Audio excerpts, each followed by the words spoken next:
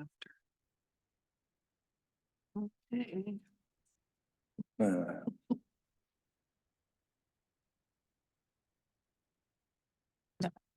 What? Ready? Yep. We'll call the meeting to order. The Delta Township Board, please rise for the pledge of allegiance. I pledge allegiance to the flag of the United States of America and to the republic for which it stands, one nation, under God, indivisible, with liberty and justice for all. In the absence of Supervisor Fletcher, I will be running the meeting and Treasurer Vidoa will be doing attendance and etc. So if you would please. Trustee Mohico. Here. All right, trustee Coscarello. Present. Trustee Brewer. Trustee Bowen. Here. Treasurer Fidola is here. Clerk Clark. Here. Supervisor Fletcher, you have a quorum, Madam Clerk. Sir. And motion to set or change the agenda. Oh, sorry. Thank you. I move to excuse trustee Brewer from this evening's meeting And Supervisor Fletcher. and supervisor Fletcher, sorry. Support. All in favor? It's been moved and seconded. Let's see. To excuse Supervisor Fletcher and trustee Brewer. All those in favor signify by saying aye. Aye. Opposed? Motion carries. Thank you. Now we'll entertain a motion for the agenda. I move to approve the agenda as presented. Is there support? Support. It's been moved and supported to accept the agenda as presented. All those in favor signify by saying aye. Aye. Opposed? Motion carries. We have no public hearings. There are a number of communications in your packet, including WARF, Altium 3, and the public safety facility update. So have any questions? Brian or the appropriate department person will be happy to answer them, I'm sure. And is there anyone here in the audience for public comment on items not on the agenda? Seeing none, we'll move on to the consent agenda. I move to approve the consent agenda as presented. Is there support? Or It's been moved and supported to approve the consent agenda as presented. And would you please call the roll? Treasurer Fidoa. Yes. Trustee Coscarello. yes. Trustee Mohico. Yes. Trustee Bowen. Yes. Mr. Brewer is not here. Trustee Treasurer Fidola is a yes. Clerk Clark. Yes, Supervisor is absent. It's 5 votes, Madam Clerk. thank you. And items of new business. Number 11, the Chill Program Grant Agreement.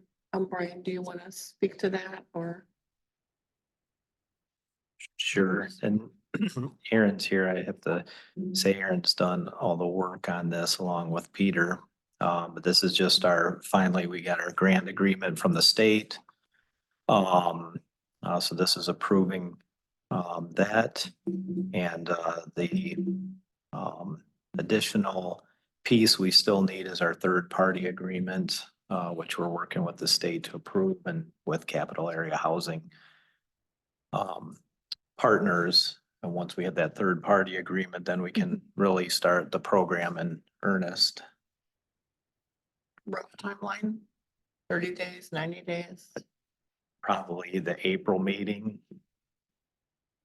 Okay. Any questions? Nope. Trustee Bowen. I'd like to make a motion. I move that the Delta Township Board approve the resolution authorizing the township manager to execute the grant agreement between the Michigan State Housing Development Authority and Delta Charter Township for the Michigan Chill Homeowner Improvement Program. Support. It's been moved and supported, excuse me, to accept the resolution authorizing the grant agreement. All those in favor signify by saying aye. Aye. Opposed? Motion carries. Brian.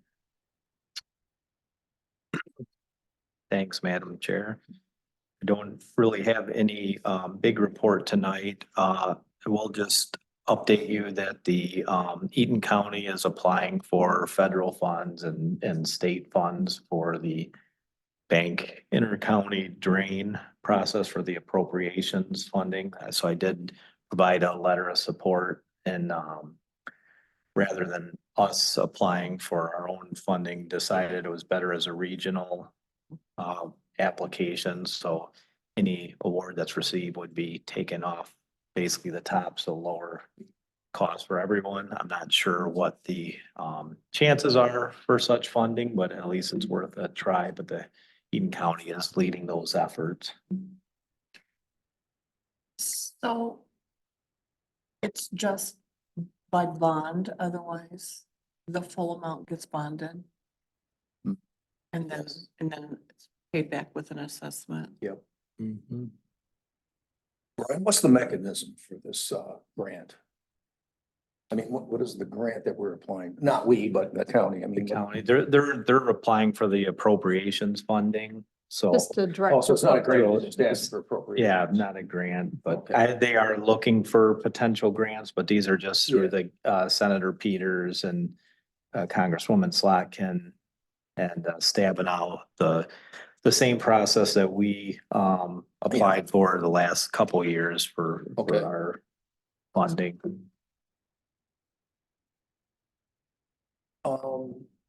What about applying for state?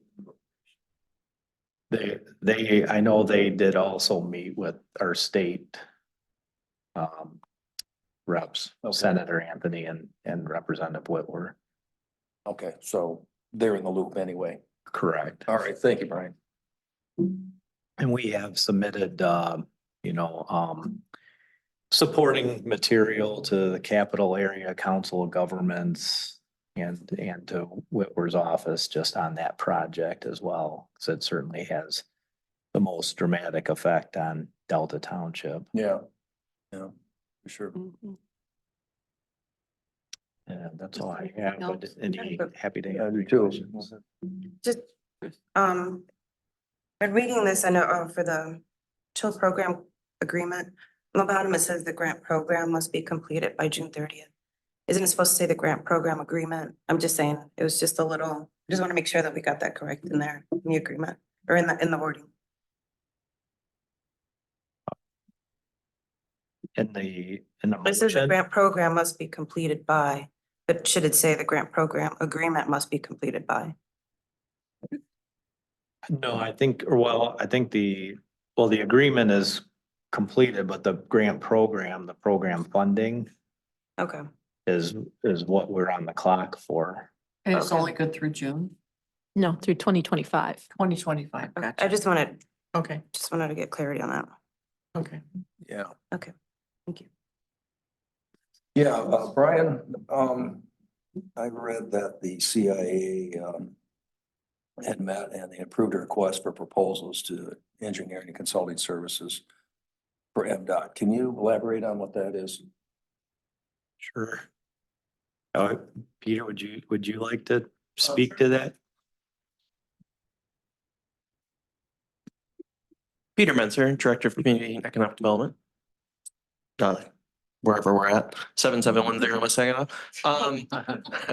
The CIA board meeting recently, they approved a motion to seek engineering consulting services for what will ultimately be the MDOT project, from 96 west to Broadbent. It's a road reconstruction process. They plan on aligning the exit and the entrances there, and I think they're gonna do some road surface work. So what we're trying to do is get well ahead of that and bring on a consulting team that can help us in the early preliminary engineering phase of it before they get to the design, to have enhanced input into the design phase of the project. So get to it now as they're considering all their options, and what this will do is give us an expert in the room when these discussions are happening. What we're hoping will ultimately lead to more input, more perspective, and then on the ultimate design that they choose, more alternatives. And we'll be able to communicate that to stakeholders in that area, people in this room as that project proceeds. But really, it's the focus is on the next year, which is the early preliminary engineering phase. Yeah, I understand that. Thank you, Peter. Specifically, no, and that's actually, we've re-engineered the process to not do the work for them, because initially we had talked about bringing on a consulting, like a design consultant that would help us kind of envision that area. But what we found in discussions internally was that that we would be having to get all our own data, and instead that we should rely on what MDOT is doing. So MDOT they're gonna be doing like traffic modeling and survey work and all the stuff that goes along with the road project. We're doing what this really is known as a peer review, just to have someone kind of look at the numbers that they are procuring, they're paying to procure. But simply having our expert look at those same figures, see if there's anything that is missing, or need kind of input that we feel that should be considered as part of kind of considering the project as a whole. And so there's a specific effort not to redo what they're doing, and really just to kind of rely on, and I'll say double check or peer review the information in the reports, studies that they're working on. Well, is it in our interest in this particular study is to as well focus on such things as pedestrian crossings, a number of other things that are associated with that. I don't know what kind of traffic calming, other than just doing the boulevard there. One of the things that I've talked about, and Trustee Coscarell and I believe agree on, is that, you know, we should at least take a serious look at if they're going to be redesigning this small stretch of Saginaw. That would be an opportune time to actually look at the hard facts of burying the power lines. Yeah. You know, it's a small stretch. We've heard everything from a lowball amount to an exorbitant amount, and, you know, we just can't rely on those sort of, you know, outdated and unofficial estimates at all. You know, in my personal belief, that would be a commitment of the township and MDOT to take a serious look at this, you know, well ahead of the game. And it is a small distance that we're talking about here. Mhm. And it would be the catalyst then, okay, when the real big consideration moves forward, hopefully someday, to continue the boulevard extension down to Waverly, then we'd already had established, you know, the precedent and the intent of the township, for example, you know, to go down that path. So I know that the CIA sort of laughed off that discussion, and I'm disappointed that they did. I think there are serious people that want to look at that. And I just wondered if there's been any discussion at all of looking at that as part of this particular RFP.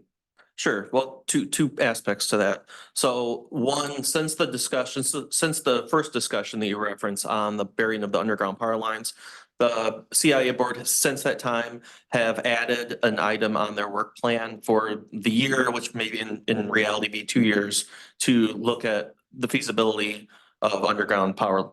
I agree with you that this area would be a good test area. So when we engage on that, either as I'm seeing it as separately from this MDOT proposal, but using that same geographic area, I think that would be a good start. It would be telling, probably just looking at that few lots. Not to interrupt you, but not Yeah. necessarily. If we're going to establish a boulevard, rather than digging up the frontage of all the businesses, you could reroute that, you know, down the center of where the boulevard is, you know, in the green tunnels, for example, you know, borings, you know. Sure. It doesn't have to be necessarily a high ticket item where they're digging stuff up for all these ingress and egresses and things like that.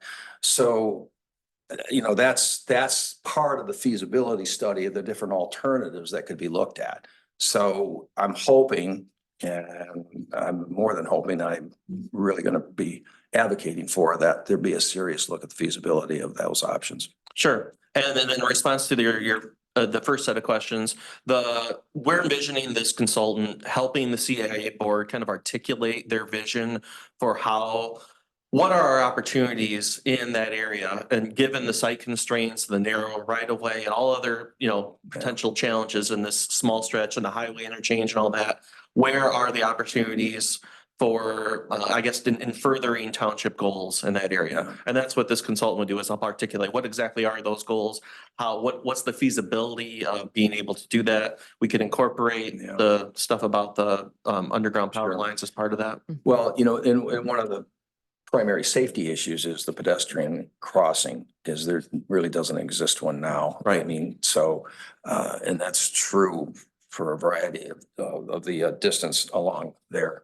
So I would tend to think that that would be a very high priority concern of the township when they go through this RFP process. Yeah, we also have the northern connection, non-motorized Yeah, connection on in consideration as Yeah. well. So really, all of the things that you've mentioned are going to be part of the ongoing discussions over the next couple of meetings. With the CIA board, and then ultimately with this consultant. And not that you asked about timeline, but what we got the RFP, kind of the CIA board gave a thumbs up for the RFP. We have not issued it yet, but hoping to issue that this week. And then the real hot time in that project is going to be this summer, because once MDOT had themselves, they hired a consultant that's going to be handling all of this. At least as of now, I don't know if they've announced who that company is. And then that should all come together in a kickoff meeting, either in June or July. So we want to have our person on board to really kind of start from step one on really everything you mentioned, and articulating what are our opportunities in that project. look forward to your work product. Thanks. Can I ask? Yes. Okay. Will this consultant consider things like placemaking? Because the way I see it from the west side of the state, the interchange there is the entrance to Delta Township.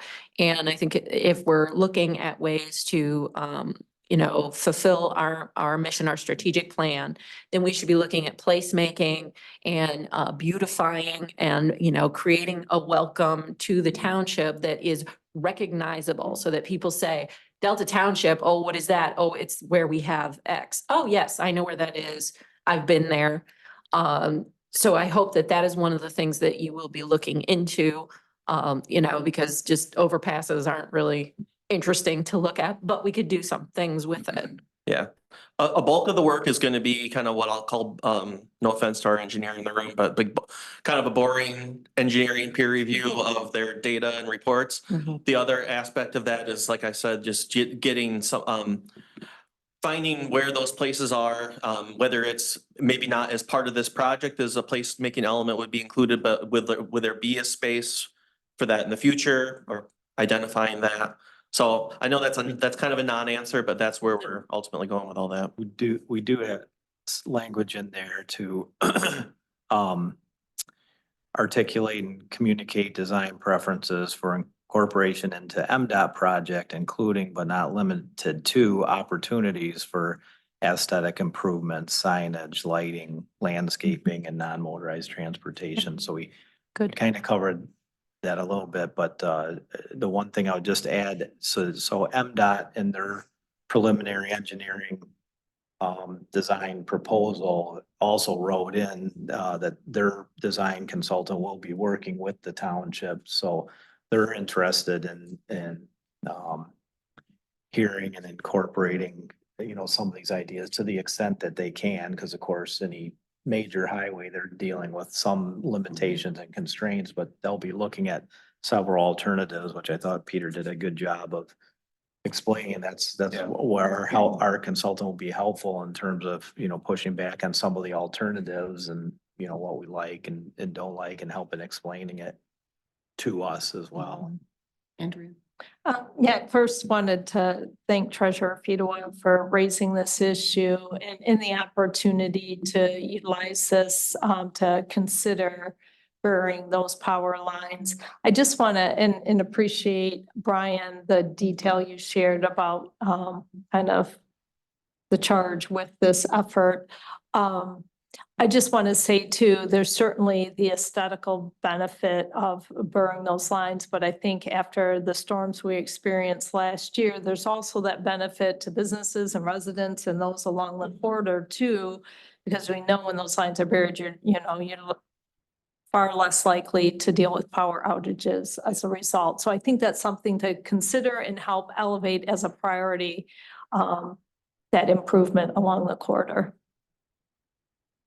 And just one last comment. I would also give kudos to MDOT because they have outreach to a number of advocacy groups, like the TCBA, for example, Tri-County Bicycle Association, who they're engaging with as well. So, I think it's quite a culture change from MDOT from years past, when I used to work for the state and how they approach things now. So it's an encouraging and pleasant development. Please keep us updated. Yeah, thanks for the questions. We definitely plan on coming back with Yeah. more information on this soon. Thanks, Peter. Thanks, Peter. And that was the end of your report, Brian. Always happy to take questions. I think she said that was it. You have another question? I do. Brian, it's my understanding that Burlington is going to be moving to Delta Crossings. Can you elaborate on that? That was announced three meetings ago, Was yeah. it It may have been Mhm. when you were gone. Yes, they are moving to. all the things that happen when I'm gone? Yes, it's moving. They're building a new building in between Bob's Discount Furniture and Sierra. Okay, on that side. All right. Correct. Okay. Mhm. All right. And I was then, just curious. Yeah, the current Burlington, you may notice has a sign up. Peter's spoken to the realtor. It's about 70 or 75,000 square feet. Yeah. Their preference is to find one occupant, but they are down the road willing to subdivide that if necessary, but. Okay. All right. Well, thanks for the update. I'm sorry I was missed the original announcement. I wouldn't trade where I was at though. It's a considerable size reduction. Yeah, their Yeah. new building is roughly 24,000 square feet, I think. Well, they almost never use the whole building that they're in now. They used to.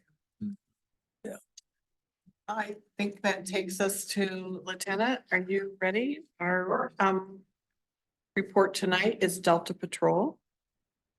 Welcome for your first one. We will be supportive and kind. This is being recorded. Well, obviously there was quite a few different changes in 23 for the department, myself included, and the building, as you can see next door. First things first, we'll go over personnel and the new promotions and It's not cooperating. all right, so we have 2 new sergeants just in Delta last year, and 2 new detectives as well. We have 5 sergeants right now. The way we have shuffled things around, we're trying out a relief sergeant to see if that helps with staffing and calls throughout the middle of the day. We're still down 6 total in Delta. And we have 1 detective that's pulling double duty essentially.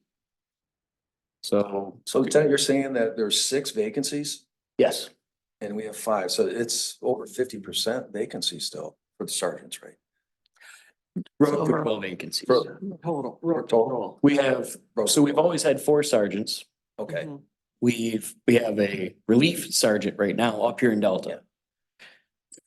On the road patrol itself, we have 6 deputies Yeah. spots unfilled. But coming up, we do have some new hires from last year, 3 new ones that are now solo. We have 4 in FTO. We did have a group at the end of last year where 2 of them washed out. They didn't make it through the process. One of them realized they just couldn't cut it as a deputy. We have 4 at LCC right now and 1 at Washtenaw. They're going through the process right now to the academy, sponsored by us. They're set to graduate in May, which would then put them with someone through the process at the end of May. So I'm sure you've all seen the renderings of what we're looking at for the new build. Seems like things are going pretty good with the process. Knock on wood. Ted, can we jump to your office? It's gonna be remote. You go on the next one, yeah.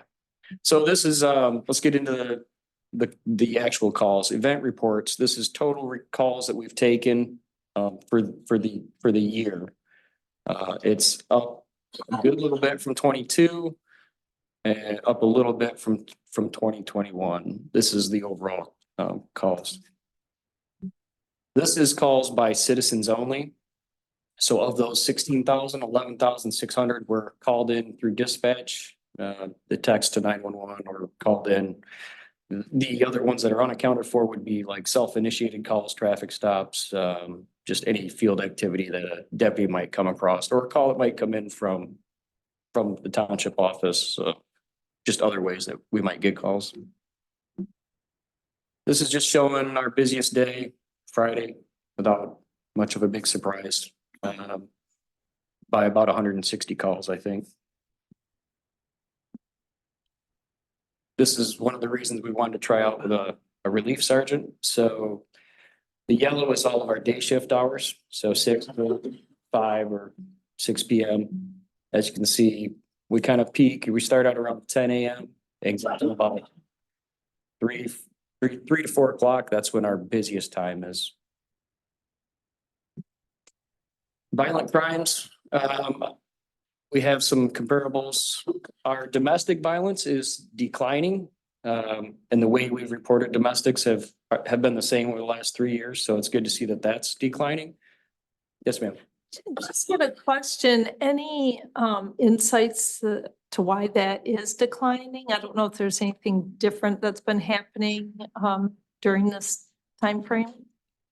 I think some of it is coming down from more reports when everybody was at their own homes. Okay, I- from the pandemic. That's the only thing that has really been, because when we take domestic calls, even if there's no actual assault, we take a report, because sometimes it takes a while for the actual assault to occur. So we're kind of showing a history if we need to. So the way we've taken reports has remained the same over those. So that would be my guess as to why that's down. Okay. But ironically, assaults overall, not involving domestic situations, are on the rise. Not sure why. I have a question before we go on about the domestic violence. Does the sheriff's department have any programs to help community members to try to lessen these numbers, anything like that? We have a victim rates pamphlet that we provide, so Okay. it gives them a lot of contact numbers. It explains personal protection orders, siren shelter, contact information. So it's basically a pamphlet that every domestic we go to, we provide them with that. Okay. So they're not just left with no help at all. But that's required by law. Sure. So What about partnering with other organizations in the area to do, events where people can come in and learn about what they can do to help with domestic violence or anything like that? Are there any programs like that in the area that? not to my Participate knowledge in? that we Okay. actively have with anyone. Okay. Domestic violence is a really touchy thing because I, as an advocate, took the national training, but it's a very touchy thing because advocates cannot go in. Typically, no one goes in if there's not someone that's actually behind bars. And Because it kind of it's very speaks to the dangerous. process. I mean, the domestic violence it's a cycle. And so it's really hard. On average, it takes about 9 domestic incidences before one actually gets reported. Mhm. So on the certain swing of the cycle, we'll get help. Well, they'll report it. And then next thing you know, they want to recant. It makes it very difficult to get them to really seek out help just because of how bad the cycle itself is. Well, hopefully the new legislation at the state level about restricting firearm use for convicted domestic assault Yep.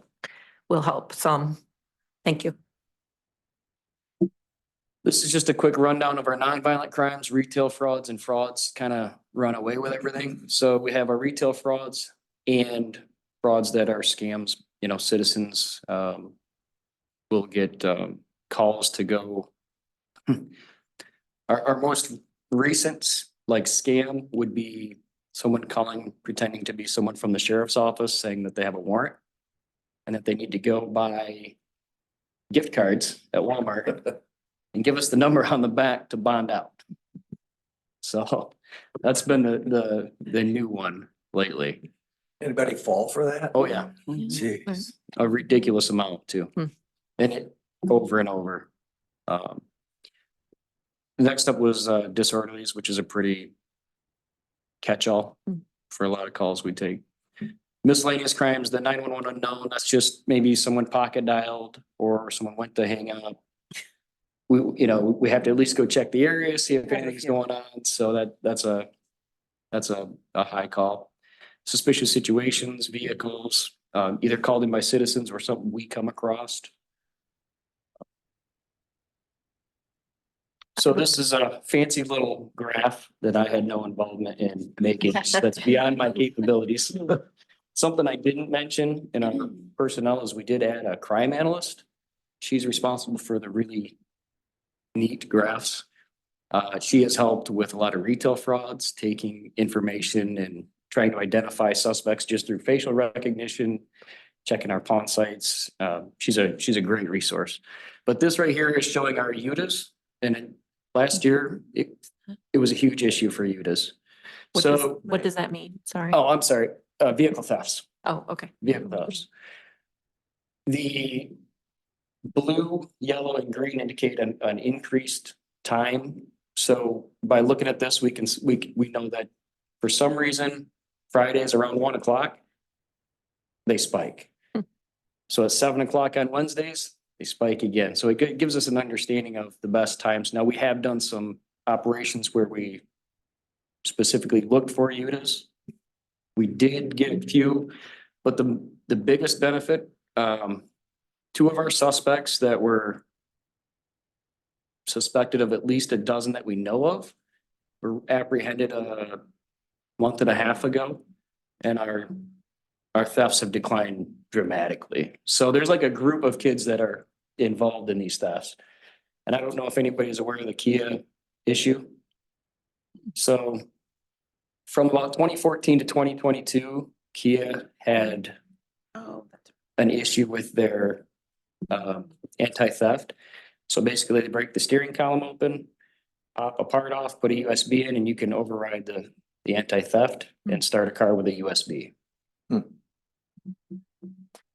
Just a question on that. So, because I was going to ask about the nature of these thefts. Are vehicles left unlocked? Are they breaking into the vehicle? And I know there's been kind of a rising issue too with kind of technology used to access vehicles. The technology used for accessing vehicles is primarily for Dodge Chargers.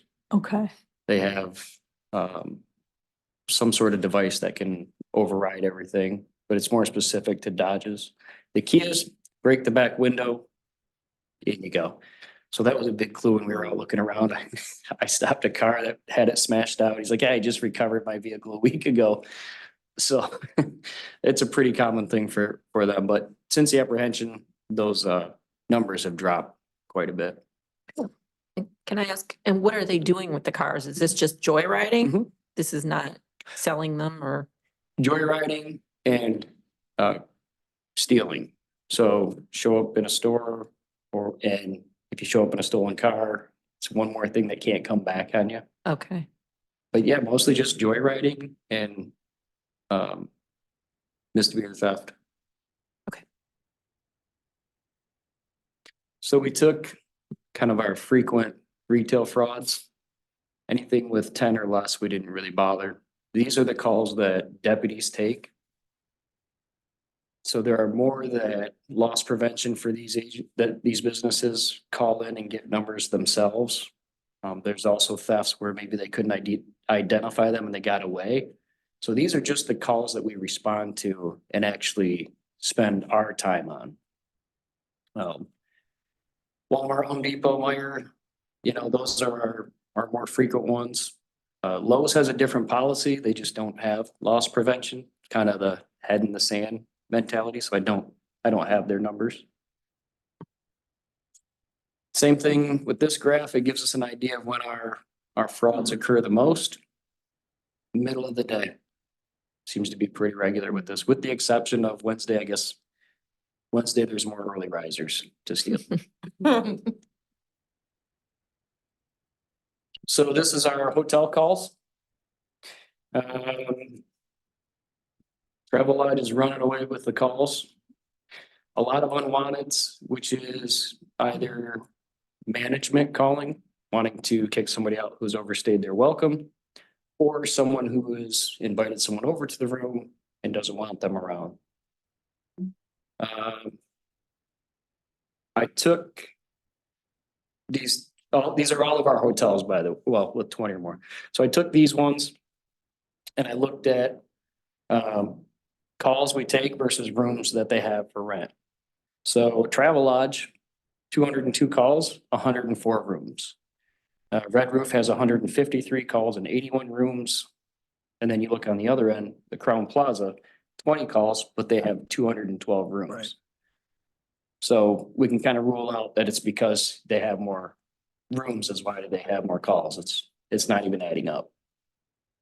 Well, to that point, I mean, it's been a concern of the board with some of these problem establishments, and I know staff is continuing to work on, just what authority we may have and to dissuade, the management or owners of those properties from the current status quo operations that they conduct. So the board is anxiously awaiting, to hear back from staff on that. Yeah, we wanted to gather some proper data on it. Yeah. Before we could actually ready to go anywhere with it. And that's helpful. Thank you. So now, and we can get more data off of it as well, but Yeah. Just looking at other cities and how they have police things and looking to see what has been effective and what is not Mhm. is something I know I've already spoken with Brian about. Great. Alarms, that's a big one for us. A lot of these are gonna be weather related and false alarms. That seems to be, for some reason, it's mostly false alarms. After a certain amount, we send it over back to Charlotte, and then the company is then billed for the false alarms, so we're not wasting our time with these calls. Well, that seems to be an example of where we're establishing a fee for the actual call that's performed. Yep. As opposed to the hotels. Yes. These are a little easier because they're false alarms. Yeah. It's a little tougher to define what would be a waste considered, from one to what someone else might think would be an excessive Well, call. that's a policy issue. Sure. The board will Yep. discuss. Yep. Can you identify what the gray and the yellow This is locations are? just to show us a graph. It's just a different way of looking at it. So, All the others have names of the locations. oh, I'm sorry. You what know am the I- names. Park West is, Plum Tree. Yeah, I don't Okay. know why we were getting just the office, I suppose. So an apartment complex and Those Willow Willow Creek, Creek. Android, that's apartments too. Okay, yes. thank Yeah, you. sometimes it's just the office.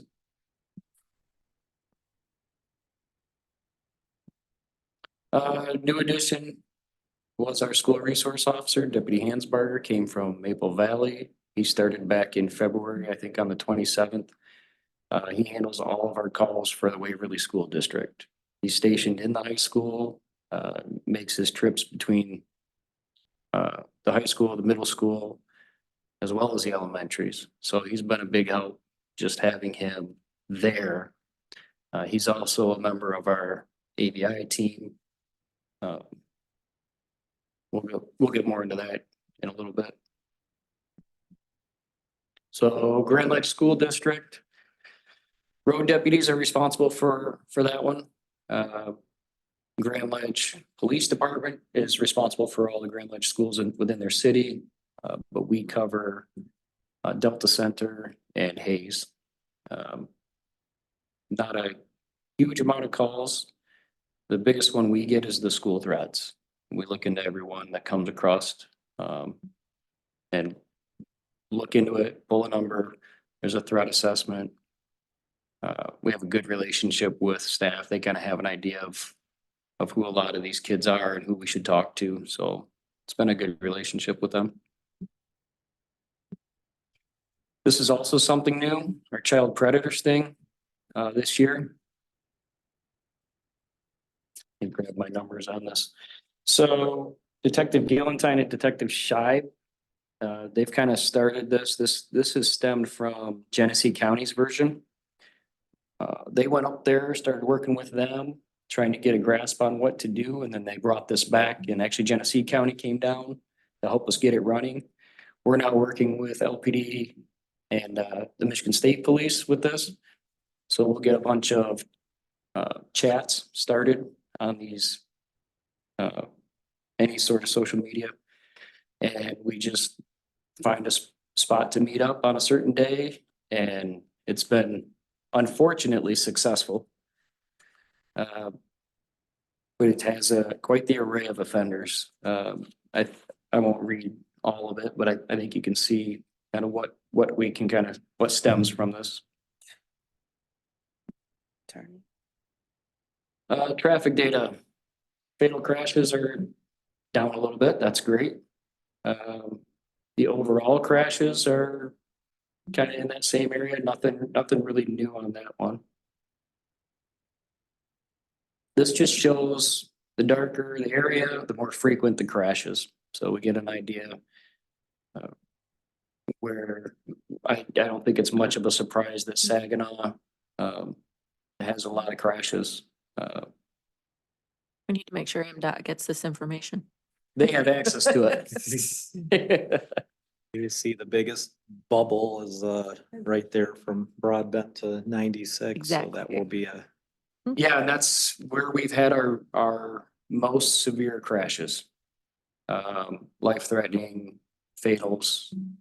For some reason, Nixon has been a bad spot. Nixon to Broadbent. Did they run the red light? Not sometimes. Other times we've had, I think our fatal was actually, we've had two. One MSP handled though, but we've had them where they just run off the road in that area. This is just card years comparing last year to this year. Now, I mean, to be a difference of 20 is really not much. Waymaster, he's been hitting them pretty hard with fines. We do have a new truck for him coming in, which allows him to carry, he's already carrying scales, but he can carry more tools and be a little more effective on the side of the road. Question on that, are the trucks that are violating the weight limits, they tend to be in-state or out-of-state vehicles? In-state. Pretty much your local ones. And it varies. I mean, Canal's an easy corridor with all the industry there. So he's quite active. A lot of times he'll come in, especially when frost laws come in and really enforce them. And then when we have the snow, all the people coming in with their snow plows and kind of the fly-by-night companies, he's on them pretty good. Traffic enforcement. I don't think it's any surprise being 6 bodies down that our enforcement would be down. However, our ratio of stops to citations has stayed just above 30%. So the ratio is the same. The number of stops though has declined. we had to get rid of, because of the vacancies, we have to prioritize calls over traffic enforcement. Fortunately, with the traffic enforcement being down, our crashes are actually down too, so we kind of caught a break on that one.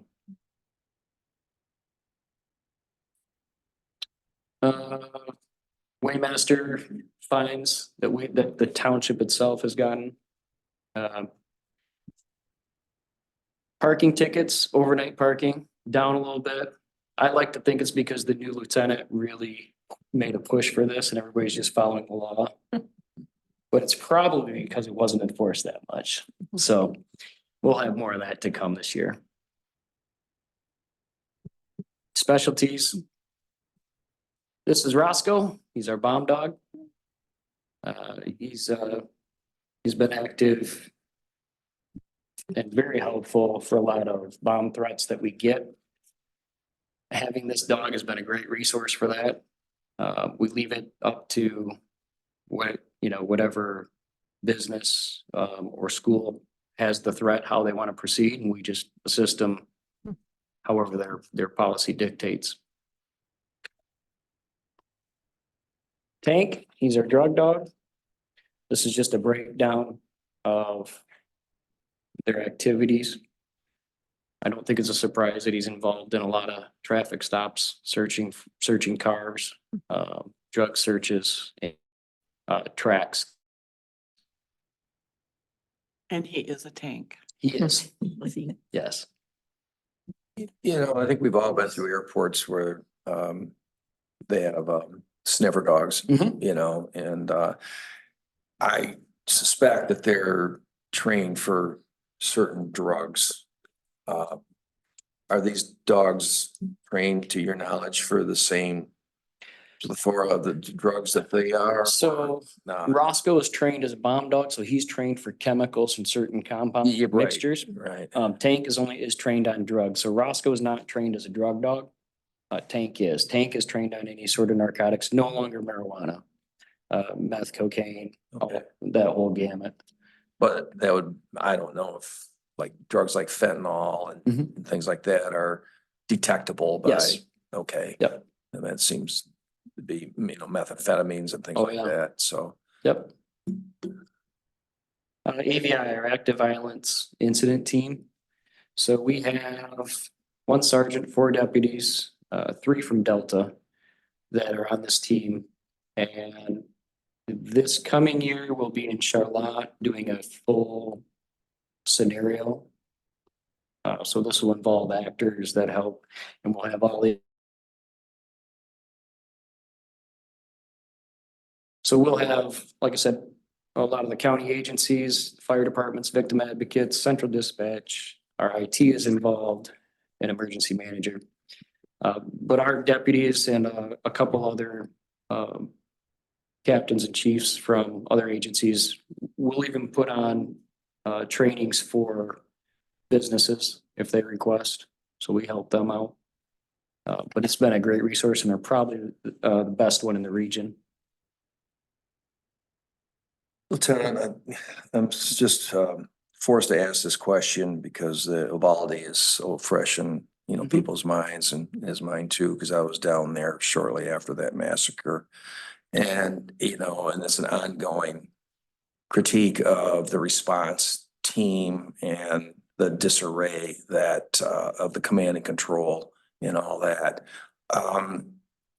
I would hope that there were lessons to be learned that, we would never fall prey to that sort of,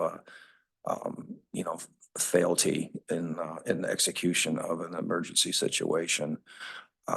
It's a hard lesson for, the residents and as well as for law enforcement. So I couldn't help but see that, you had a school as part of the presentation picture there, and it just Mhm. brought that to mind. Yeah, we it's the old St. Lawrence campus, and that's where they put on alert training. Yeah. It's a 2-day training that every deputy goes to. They're now implementing it at LCC's academy. So there's an 8-hour block where they're trained on this stuff specifically because of everything that's been going on. The drones is something new from last year. They've been very effective. We've used them for open area searches, missings. You know, you get the 3-year-old that's gone off into the woods, and this has been a great tool to have for that. The drone team's been involved in a few with other agencies as well. They went up to Clinton County to help with that when the kid went off into the Maple River.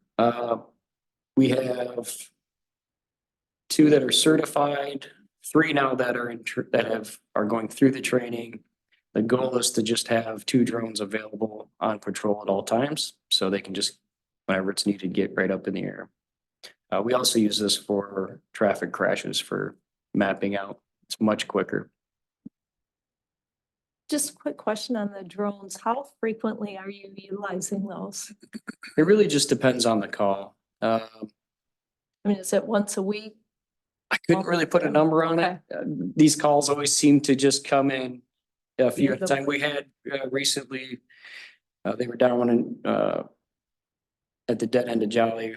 We had them, the bad accident there where they went into the river, just to kind of check across, and everywhere else we had the drone up almost instantly. So I couldn't put a number on it, but it is something they'll probably be tracking, so I might actually have some numbers for that. Community events. So National Night Out was a huge success this last year, thanks to Detective Gillentine and Kathy Sopzik from Parks. We had a Black Hawk helicopter there and the kids really loved that. Lots of participation with just various, it was almost like a touch a truck kind of thing, but huge success, and we plan to just build on that for this coming year. Fill a cop car. We work with St. Gerard and typically collect several $1,000s in perishables that we take over their food bank every year. One thing I didn't put in here, we also do No Senior Without a Christmas. So as deputies are responding to calls throughout the year, we'll identify seniors that might not have anybody around. So we'll kind of report that to the Tri-County. And last year we did 50 deliveries to seniors in the township. And last but not least, Shop with a Cop. This year we were in Walmart and we were with 12 kids from Elmwood. We do it every year. It's a lot of fun. And I know the kids really, really enjoy it, but I think we might enjoy it more. So I think that's about all I got. Questions? I just want to say, as a parent of minors, thank you so much for the work that you're doing to get rid of child predators in our township. Thank you, Madam Clerk. If I indulge myself to ask one last question, Lieutenant, appreciate it. Are we still experiencing the drag racing down that road to our recycling center and all, or is that sort No. of subsided? We had an issue that kind of started there in Ollie's, over by the mall or Home Depot. Yeah, we heard that. Once we really got into that one and started getting a trespass letter from the actual company, just a little bit of enforcement goes a long ways. So I think once we really started hitting them and people saw us out, that subsided quite a bit. Very good. Thank you. Thank you. Any other questions?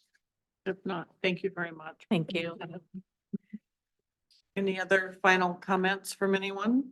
I have one. Yes. I saw on social media recently that a resident in the area was commenting that the expansion of the Canal Club apartments meant that, you know, that property would not be paying any kind of property taxes, and what is the township doing? And I responded to say, actually, they will be paying taxes as any property owner, and developed land actually produces more revenue for the township. So I don't know if there's some kind of misinformation going on around about, because we're being asked to rezone and a special use permit, but that does not include abatement of taxes in any way.